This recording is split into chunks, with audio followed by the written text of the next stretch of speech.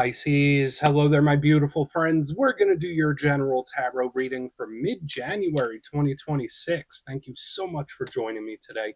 You know, I appreciate each and every single one of you. So let's get right down to business, as always, and start you off with an oracle card here, just so we can dip our toes in the energy and see what's happening for the lovely Pisces collective. I hope you're all doing fabulous and fantastic, my friends. Let's get it going here.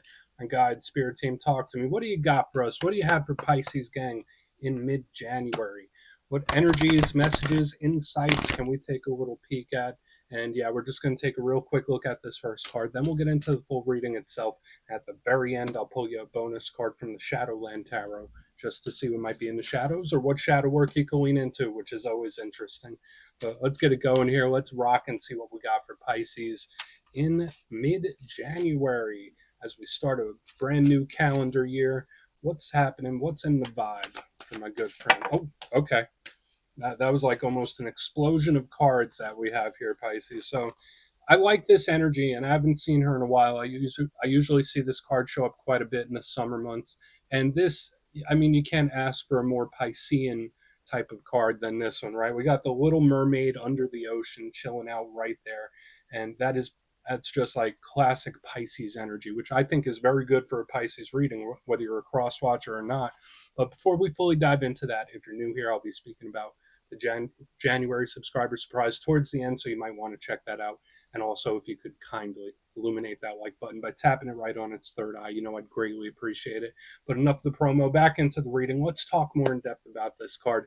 So yeah, I named this card the Little Mermaid card because it just reminds me of it. Like you see the little red-headed mermaid. She's under the sea. There's like this beautiful seascape around her. But even though she is under the sea, her head is in the clouds, right? I always felt like this is a very striking image. Now, it does scream that beautiful Piscean energy to me, so it does take a bit of a different complexion in a Pisces reading. To me, this just feels comfy, cozy. So I'm not sure if some Pisces are like in hermit mode, little couch potato type of energy. Nothing wrong with that. But this energy is like I'm escaping within. I'm going inside my mind, right? It's like I'm daydreaming. I'm in the etheric realm. So for some Pisces, that could just very much be it. Everyone knows Pisces has a very rich internal world, so there is something about that. Whether it's overthinking, over daydreaming or not, that's not for me to say. That would be for you to really think about. But I love how the creative juices seem to be flowing. Now, aside from that, if we put all that to the side, when I think of Little Mermaid-esque type of energy, she's cool. She's in a good place, but there's some place she'd rather be, right? She says it directly in her song. So for some Pisces, you might just be daydreaming about the future or planning ahead, looking to the horizon. So I think that's a pretty good place to be. We're going to let her chill out. We're not going to ruin her daydream. Let's get into tarot.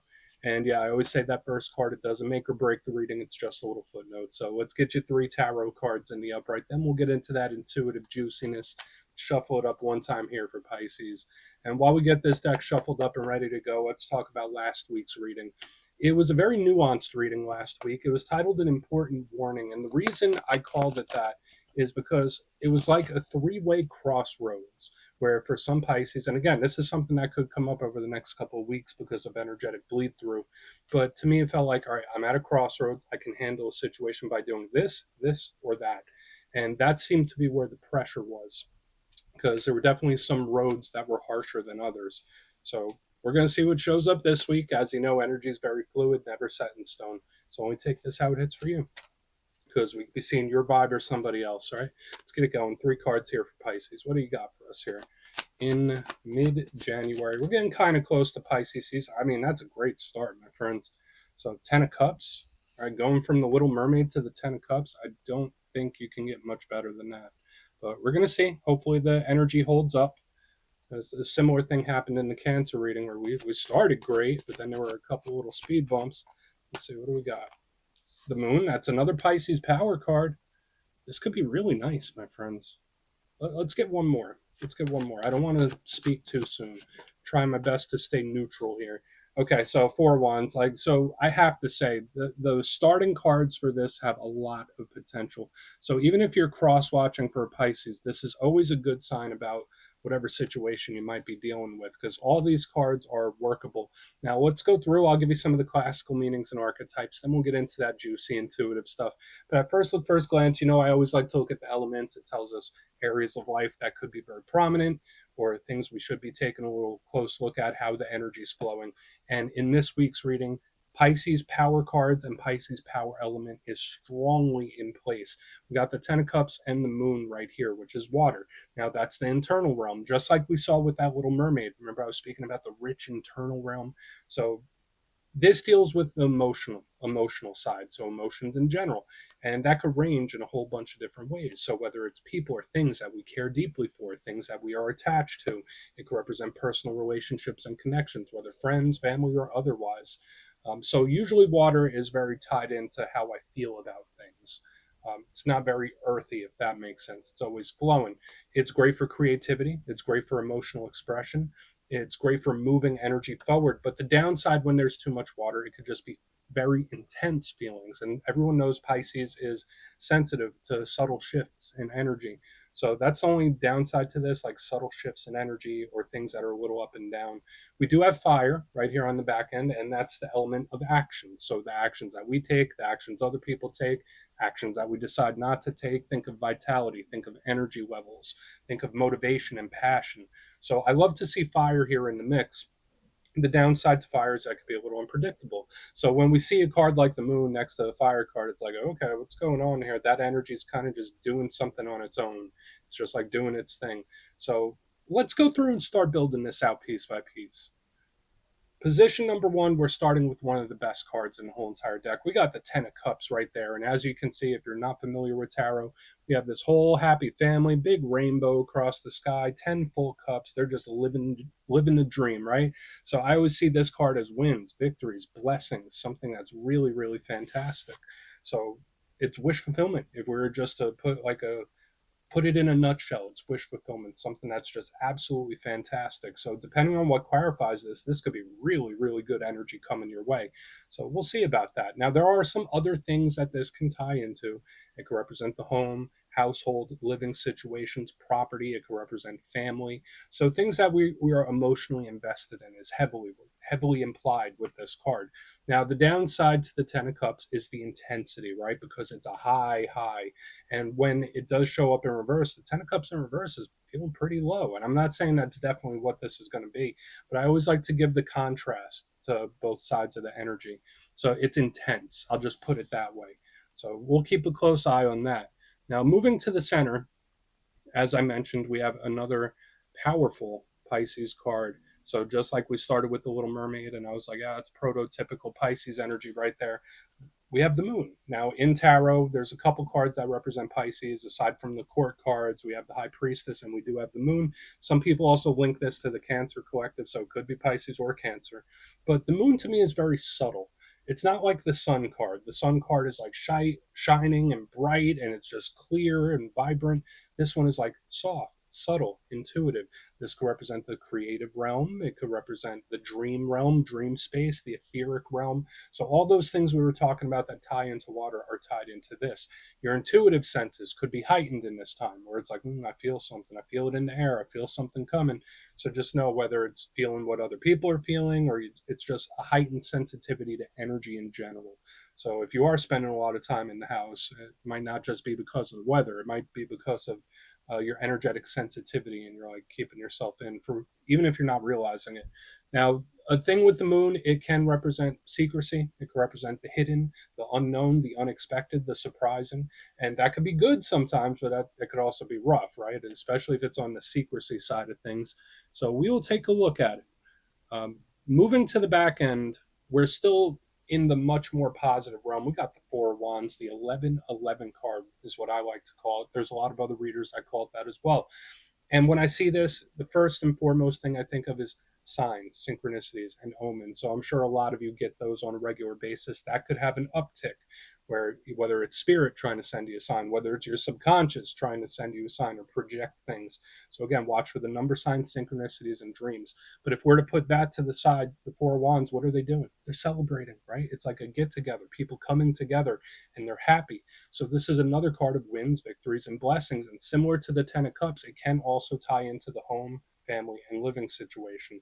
So you see, we have these beautiful, stable energies starting to push their way in.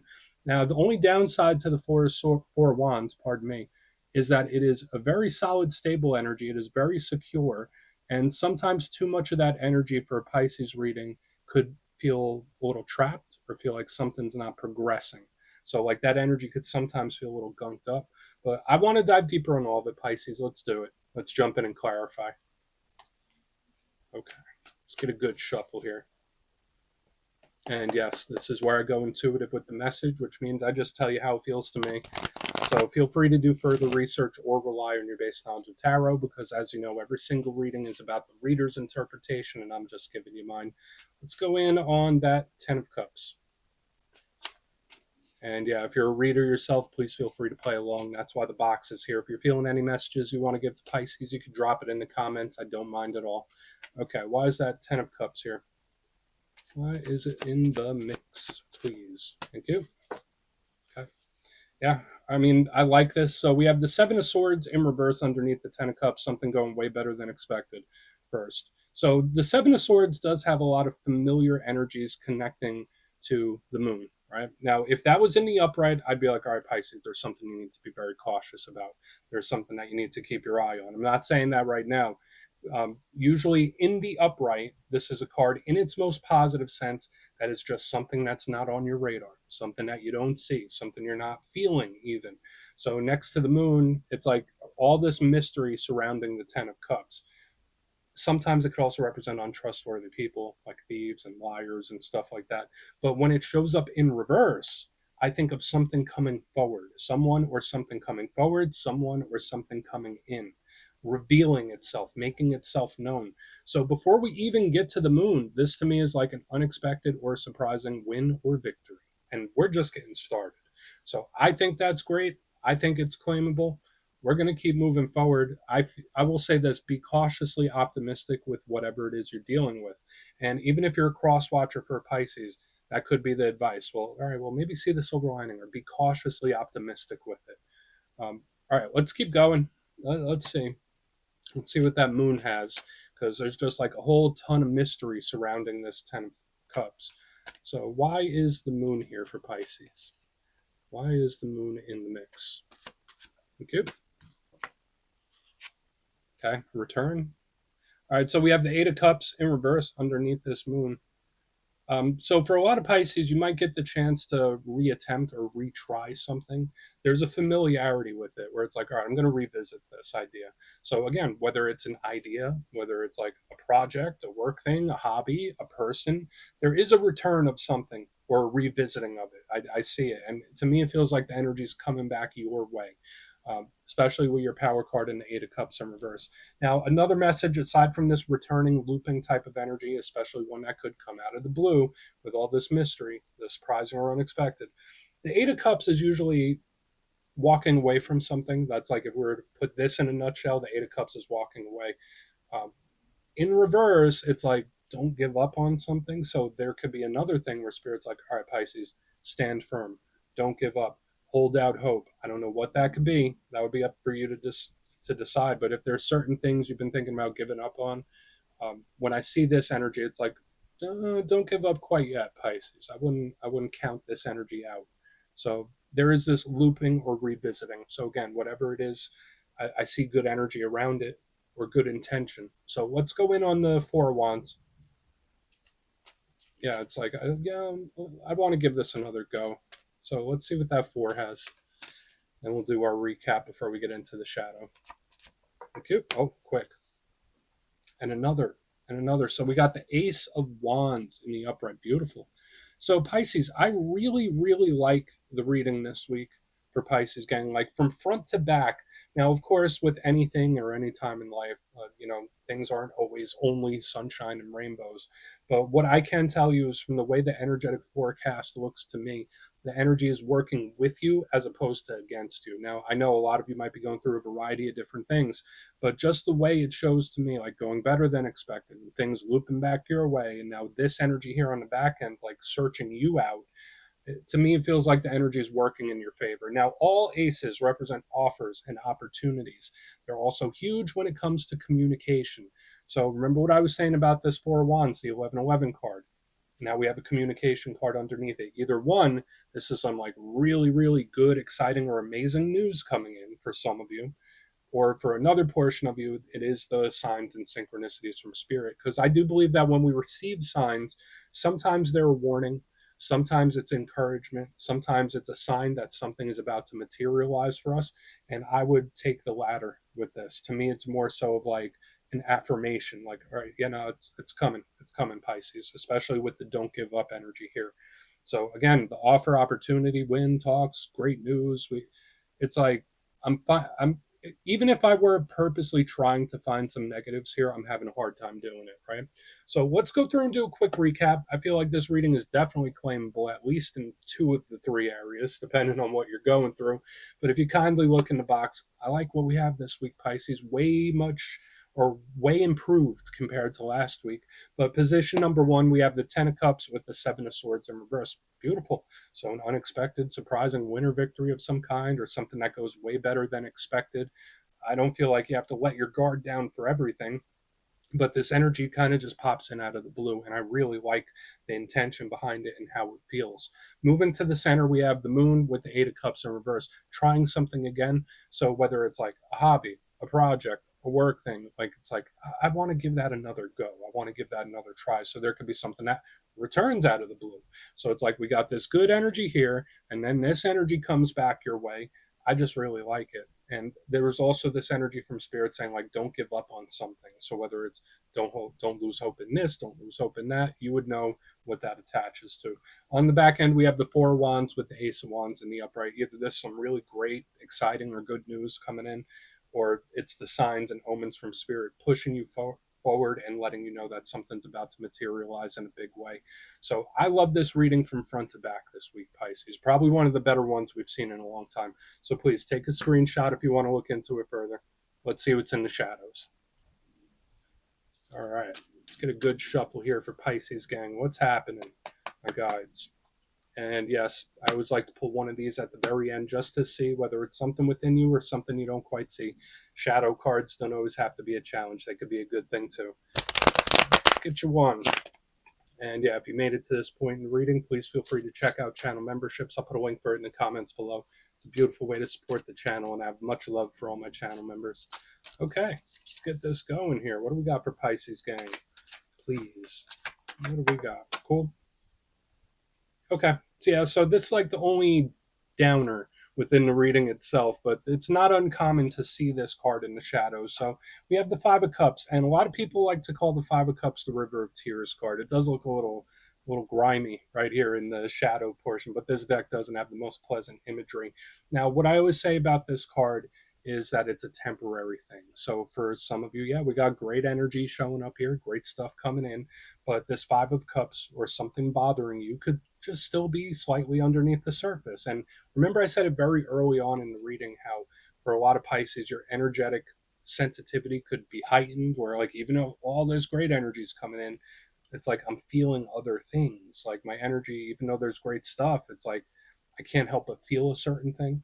So there's something here with your energetic sensitivity. And yeah, this card can be a little down. It can be a little sad, but it can also represent change coming in. So I would say overall, the reading is extremely favorable this week, even with the Five of Cups in the shadows. It could just be something that's just not quite sitting right and might take a little time to filter through. So we're just going to let it chill right there, Pisces. That's what I have for you this week. Don't click away just yet, though. I'm going to give you the details of the January subscriber surprise. If you would like further insight on your situation, or if you'd like to see what 2026 has in store for you, you can book a personal reading with me at my website, mastermetaphysics.com. The January schedule's already up, so you could go check it out and see what's available. It's going quick, but for the January subscriber surprise, I'm giving away 3 copies of one of my favorite decks, the Everyday Witches Tarot. It's absolutely adorable and is great for readers of all skill levels. So if you'd like to get your name in for this, it's 2 simple things. As always, my friends, first, you must be subscribed. And second, let me know down in the comments from today's reading, which card spoke to you the most. Even if the reading didn't quite hit, which card was giving you those warm and fuzzies or really caught your attention. You'll be entered to win, and at the end of the month, the winners will be announced in my community tab. As always, my friends, much love, and I'll see you soon.